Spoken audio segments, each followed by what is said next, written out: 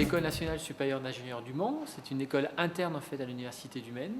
Elle forme sur 3 ans donc, des ingénieurs en vibration acoustique capteur ou en informatique.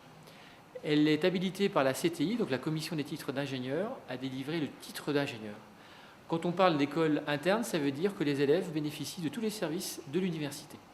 Alors les arguments forts d'une formation comme l'ENSIM, c'est d'abord le diplôme d'ingénieur lui-même, qui est un diplôme qui se vend très très bien dans le marché du travail.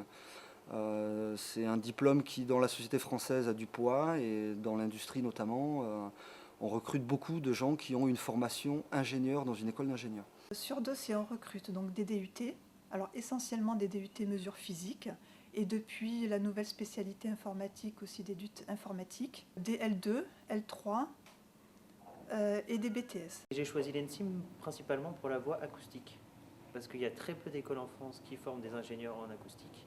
Ou alors c'est des masters ou des licences professionnelles, mais des ingénieurs on en a très peu, et puis Le Mans est très réputé en acoustique.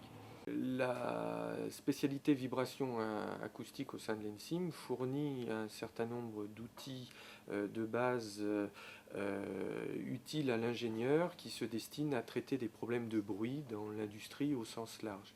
Des problématiques de vibration et d'acoustique, il y en a dans tous les domaines de la société, que ce soit l'industrie, le domaine médical, les transports, l'environnement. Donc des ingénieurs acousticiens et des ingénieurs en vibration, il y en a besoin dans énormément de domaines qu'on soupçonne assez mal. Donc vous avez pas mal de métiers dans tout ce qui est les transports. Donc les vibrations, c'est principalement les transports. Donc ça va être le ferroviaire, les avions, donc l'aéronautique, les bateaux. Il y a l'acoustique environnementale également. La mise en place de tous ces moyens d'ingénierie suppose de former des gens qui maîtrisent et les outils de modélisation et les outils de mesure pour procéder à ces améliorations de produits. Donc la spécialité capteur a une approche très industrielle. On étudie tous les capteurs qui existent, autant les capteurs chimiques que des capteurs de position. C'est une option qui va vous amener sur des choses liées aux microtechnologies, liées à des outils de traitement signal avancés pour des méthodes innovantes en métrologie fine. Moi j'ai pris l'orientation capteur, donc la mesure industrielle, la maîtrise de la mesure. Donc c'est le contact avec les professionnels parce que j'avais un contact assez privilégié avec une entreprise, donc j'ai pu mettre au service de cette entreprise-là les connaissances que j'ai pu compléter à l'ENSIM. Si on regarde les parcours des étudiants qui sont sortis de cette option-là depuis le début de l'ENSIM, c'est qu'ils arrivent à s'intégrer dans tous les domaines de l'industrie. Que ce soit dans des niches technologiques, dans des PME qui font du composant très haut de gamme, très cher, dédié vraiment à des gros instituts, des grosses entreprises comme Airbus par exemple, je dis boîtes comme ça, ou alors que ce soit des étudiants qui se sont intégrés dans des entreprises comme Dassault par exemple, qui sont vraiment des fleurons, mais des grosses entreprises, pas des PME, des fleurons qui brassent sur un large domaine d'activité, que ce soit du militaire au civil. Donc la filière Astre, ce qui me plaisait, c'était les contraintes d'un système embarqué. Donc les contraintes, ça peut être des contraintes de taille, des contraintes de poids, de puissance, d'économie d'énergie. Donc le but pour nos futurs ingénieurs, c'est de travailler dans le domaine de l'informatique industrielle, l'électronique numérique, et finalement, en ce moment, plus au sens large, système embarqué.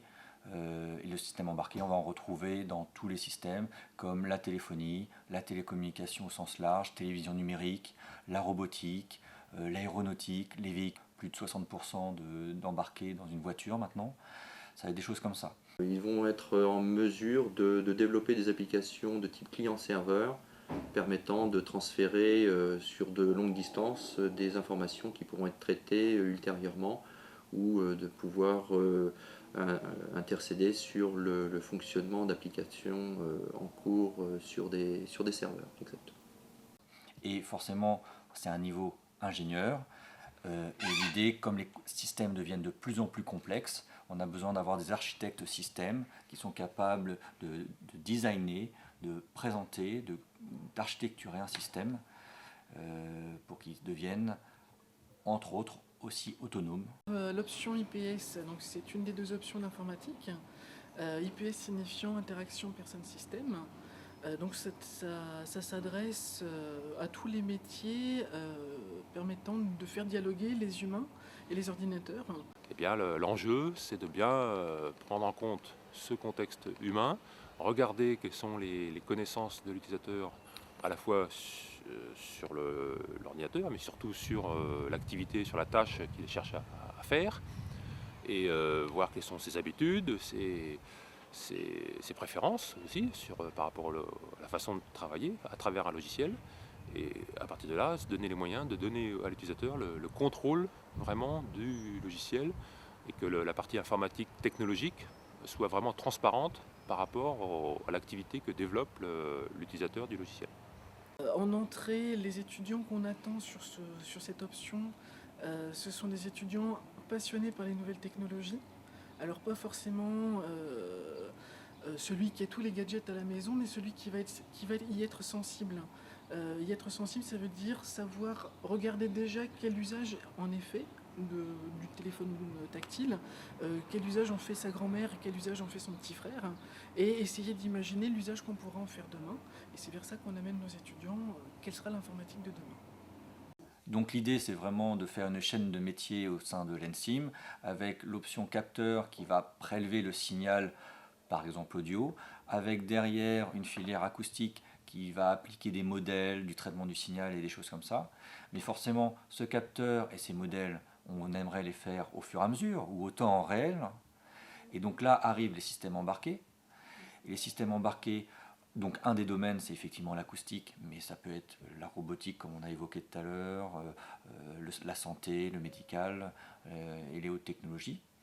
Et puis à la fin, ces systèmes embarqués, il faut que différents publics puissent s'en servir. Et donc là, ça sera l'interaction personne-système. Et donc ça crée quand même une chaîne minimum, une logique dans l'école. C'est aussi ce qu'on apprend aussi à l'ENSIM, c'est la faculté d'adaptation.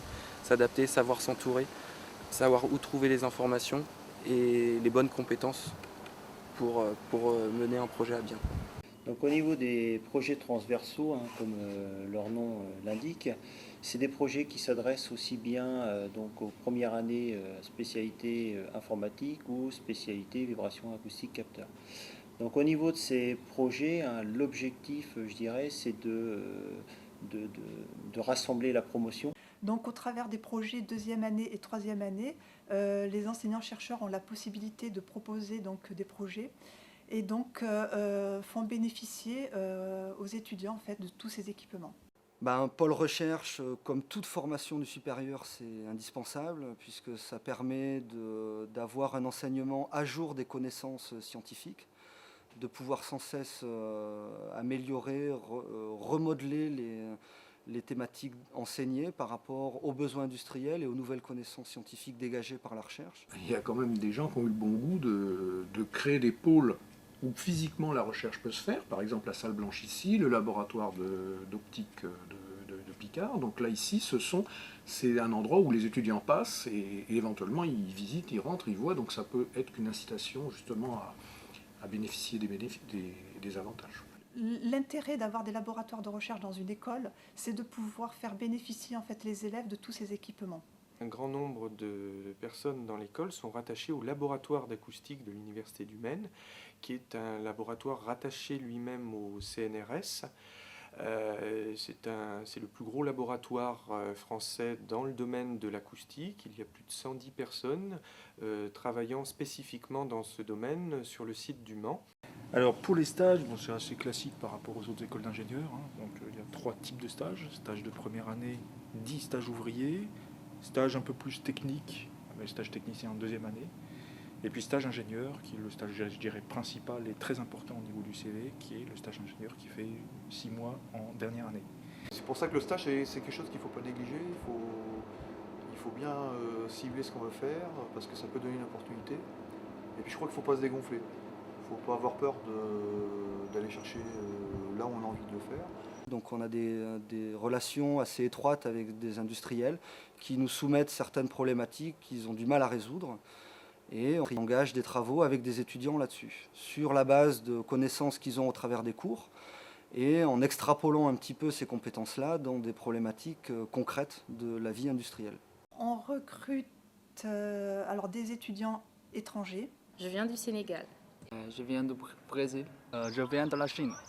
Je viens de la Tunisie. Je suis camerounais. L'ANSIM se préoccupe beaucoup de nous, surtout des étrangers. On nous suit, à chaque fois on a des réunions pour nous demander comment ça va, si tout va bien. On nous suit de près, on n'est pas laissé dans la nature comme ça. Voilà. On est encadré ici. En plus, l'ambiance est bonne avec nos camarades de spécialité vibration acoustique. Oui, aussi, on a plein d'activités scolaires en groupe et extrascolaires, donc je me sens totalement à ma place en l'ANSIM. On est en train de monter tout un tas de partenariats et de contacts avec les écoles étrangères et les laboratoires étrangers. Et mon école est en partenariat avec l'ENSIM via le consortium EGA. C'est un consortium qui permet aux étudiants camerounais qui font les classes prépa d'intégrer les écoles en France. Oui, donc à l'ENSIM, il y a beaucoup d'associations. Donc il y a le BDE qui chapeaute la plupart des associations. Je fais partie de l'association NSIMELEC, donc où je participe pour concevoir un robot pour la Coupe de France de robotique. Donc un robot qui doit être totalement autonome, qui doit jouer à un jeu ressemblant aux échecs pendant 90 secondes.